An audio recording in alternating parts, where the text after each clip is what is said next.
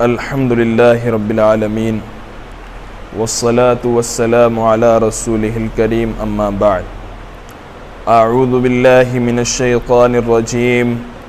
بسم الله الرحمن الرحيم لإيلاف قريش إيلافهم رحلة الشتاء والصيف فليعبدوا رب هذا البيت الذي أطعمهم من جوع وآمنهم من خوف صدق اللہ العظیم۔ محترم بزرگوں اور ایمانی بھائیوں، آج جو سورہ مبارکہ تلاوت کی ہے اس کا نام ہے سورہ قریش۔ اصل میں ایک لفظ آیا ہے لإیلاف قریش، اسی کی وجہ سے اس سورت کا نام سورہ قریش ہے، اور اس کی 4 آیات کریمہ ہیں۔ قریش عرب کے قبیلوں میں سے ایک قبیلہ تھا، پھر اس قبیلے کی بہت ساری شاخیں تھیں، اور جو لوگ اس قبیلے کے ہوتے تھے انہیں قریشی کہتے تھے۔ اسی لیے اللہ کے نبی صلی اللہ علیہ وسلم نے فرمایا کہ اللہ تعالیٰ نے تمام عرب کے قبیلوں میں سے قریش کو، اور قریش میں سے بنی کنانہ کو، اور بنی کنانہ میں سے بنو ہاشم کو، اور بنی ہاشم میں سے مجھے اللہ تعالیٰ نے منتخب فرمایا، یعنی پسند فرمایا۔ یہ قریش کا قبیلہ عرب کے اندر رہتا تھا، اور خاص طور پر یہ مکۃ المکرمہ میں رہتے تھے، اور مکۃ المکرمہ وہ علاقہ ہے اللہ تعالیٰ نے جن لوگوں کو توفیق دی وہاں پر جانے کی، وہاں کی زیارت کرنے کی، وہ جانتے ہیں کہ مکۃ المکرمہ کے اندر نہ تو غلہ ہوتا ہے، نہ ہی پھل ہوتے ہیں،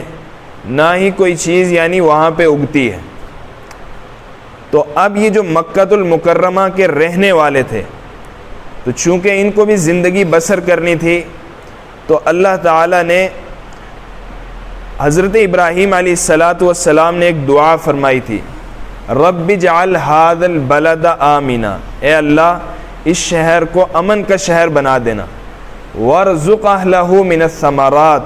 اور یہاں کے رہنے والوں کو پھل عطا کرنا۔ یہ 2 دعائیں کی تھی۔ تو ان ظاہر میں وہاں کوئی شکل نہیں تھی، لیکن اللہ تعالیٰ نے ان دعاؤں کو کیسے قبول کیا، آج بھی جو لوگ جاتے ہیں وہ یہی سناتے ہیں کہ دنیا کے کسی بھی کونے میں پیدا ہونے والا پھل ہو سکتا ہے وہاں کے باشندوں کو نہ ملے، لیکن مکۃ المکرمہ کے اندر وہ تر و تازہ ملتا ہے۔ تو اب یہ جو قریش یا عرب کے یہ مکۃ المکرمہ کے رہنے والے تھے، تو یہ زندگی کا گزر بسر کرنے کے لیے 2 سفر کیا کرتے تھے۔ سردیوں میں یمن کا سفر کرتے تھے، اور گرمیوں کے اندر یہ شام کا سفر کرتے تھے۔ کیونکہ یمن کا علاقہ گرم تھا تو سردیوں کے لیے گرم علاقہ چاہیے تھا، اور شام کا علاقہ سرد تھا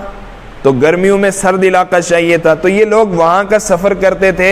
وہاں تجارت وغیرہ کے ذریعے پھر اپنا روزی اور غلے وغیرہ کا انتظام کرتے تھے۔ اور حضور صلی اللہ علیہ وسلم کے آنے سے پہلے یہ جو پورا عرب کا علاقہ تھا، اس کا حال یہ تھا کہ لوگ وہاں پر ایک دوسرے کے دشمن تھے،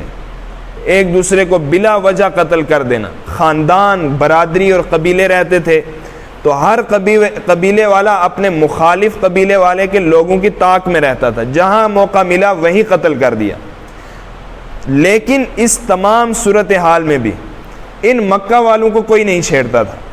کیوں؟ ایک تو اس وجہ سے لوگ کہتے تھے کہ یہ حرم کے رہنے والے ہیں اور یہ بیت اللہ کے خادم ہیں،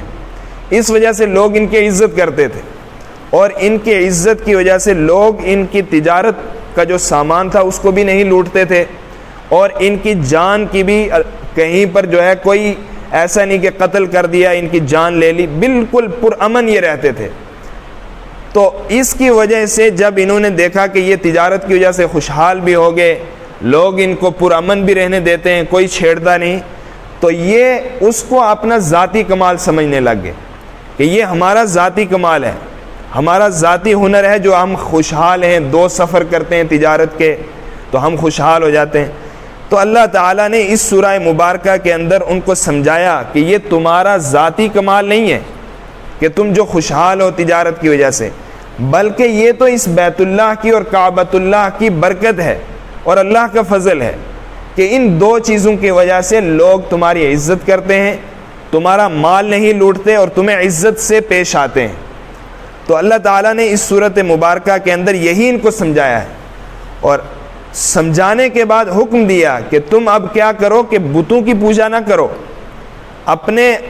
اس جو بیت اللہ جس کی وجہ سے، جس کی برکت کی وجہ سے تمہیں یہ سب چیزیں حاصل ہیں، اس کی عبادت کرو۔ چنانچہ اللہ تعالیٰ فرماتے ہیں لِإِيلَافِ قریش عادی ہونے کی وجہ سے، ایلافہم رحلۃ الشتاء والصیف، ان کے سردی اور گرمی کے سفر کے عادی ہو جانے کی وجہ سے۔ وہی میں نے پس منظر سمجھا دیا کہ یہ سمجھتے تھے کہ یہ جو چیز ہے جو ہم دو سفر کرتے ہیں ان کی وجہ سے ہم خوشحال ہیں۔ اللہ تعالیٰ کہہ رہے ہیں نہیں، یہ تو ظاہری سبب ہے، حقیقی سبب یہ ہے کہ اللہ کا فضل ہے اور کعبہ شریف کی برکت ہے، تمہارا کوئی اس میں کمال نہیں ہے۔ اب تم کیا کرو، فَلْيَعْبُدُوا رَبَّ هَذَا الْبَيْتِ، تو چاہیے کہ تم عبادت کرو اس گھر کے رب کی، اس گھر سے یعنی اس بیت اللہ کے رب کی عبادت کرو۔ اب اس سے ایک بات سمجھی جاتی ہے کہ عام طور پر لوگ یہ کہتے ہیں، کون سے جو بت پرست لوگ ہیں، وہ کہتے ہیں کہ ہم اگر بتوں کی پوجا کرتے ہیں تو آپ لوگ بھی تو بیت اللہ کی پوجا کرتے ہو، کیونکہ تم سب ادھر ہی رخ کر کے نماز پڑھتے ہو، اور جو وہاں جاتے ہیں وہ بھی اسی کو سجدہ کرتے ہیں۔ تو اس آیت سے پتہ چلا کہ ہم بیت اللہ کی پوجا نہیں کرتے بلکہ بیت اللہ کے رب کی عبادت کرتے ہیں، کیونکہ اس بیت اللہ کے رب ہی نے ہمیں حکم دیا ہے کہ ہم اس بیت اللہ کی طرف نماز پڑھیں اور اس کی طرف رخ کر کے پڑھیں۔ اب یہ اس گھر کی طرف رخ کر کے نماز پڑھنے کا حکم کیوں دیا ہے؟ حالانکہ اللہ تعالیٰ قرآن میں فرماتے ہیں اینما تولوا فثم وجہ اللہ، کہ جدھر بھی تم رخ کرو گے ادھر ہی اللہ ہے۔ اسی لیے یہ کوئی قید نہیں ہے کہ مسجد کے اندر آؤ گے پھر دعا تمہاری قبول ہوگی، کہیں بھی پکارو، کہیں بھی امن یجیب المضطر اذا دعاہ، کہ جہاں بھی تم ہو وہیں پکارو، اللہ تمہاری پکار کو سنتا ہے۔ تو اب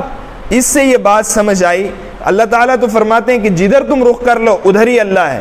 تو اب اس بیت اللہ ہی کی طرف کیوں نماز پڑھنے کا حکم دیا خاص طور پر؟ تو یہ مسلمانوں کے اتحاد کو قائم رکھنے کے لیے۔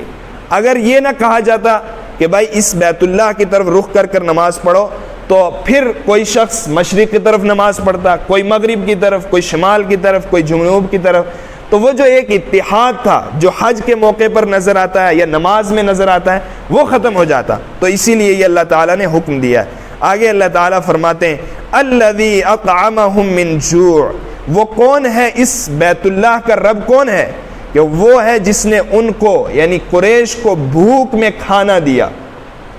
کہ کیونکہ مکہ کے اندر تو کچھ نہیں اگتا تھا، بالکل چٹیل زمین تھی، تو اللہ تعالیٰ ہی نے ان کے لیے اسباب پیدا فرمائے کہ امن کا گہوارہ بنا دیا ہر جگہ کو، تو یہ اب آرام سے تجارت کرتے ہیں، ان کی بھوک دور ہو جاتی ہے۔ وَآمَنَهُم مِّن خَوْفٍ، باقی لوگ سفر میں جاتے ہیں ان کو قتل کر دیا جاتا ہے، چھوٹے چھوٹے بچوں کو پکڑ کر ان کو غلام بنا لیا جاتا ہے، ان کی عورتوں کو باندی بنا لیا جاتا ہے، لیکن ان کی عورتیں، ان کے بچے بھی سفر میں ہوتے ہیں، جوان بھی، کوئی قتل بھی نہیں کرتا، کوئی باندی بھی نہیں بناتا۔ وَآمَنَهُم مِّن خَوْفٍ، اور ان کو خوف سے اللہ نے امن دیا۔ تو خلاصہ یہ کہ اس سورہ مبارکہ میں اللہ تعالیٰ، کیونکہ قرآن مقدس تو سب کے لیے ہدایت ہے، ایسا نہیں کہ قریش کے لیے خاص طور پر، یہ سب کے لیے ہے، قیامت تک کے لیے۔ تو اب اللہ تعالیٰ نے اس صورت میں یہ سبق ہمیں دیا ہے کہ اگر کوئی نعمت ہمیں حاصل ہو جائے، مال کی نعمت ہے، اسی طریقے سے صحت کی نعمت ہے، عزت کی نعمت ہے، تو اس میں اپنا کمال اس کو نہیں سمجھنا چاہیے، بلکہ اس کو اللہ کی عطا اور اللہ کا فضل سمجھنا چاہیے، اور اس فضل کا شکرانہ یہ ہے کہ اس اللہ کی عبادت کرنی چاہیے۔ اللہ تعالی عمل کی توفیق عطا فرمائے۔ وآخر دعوانا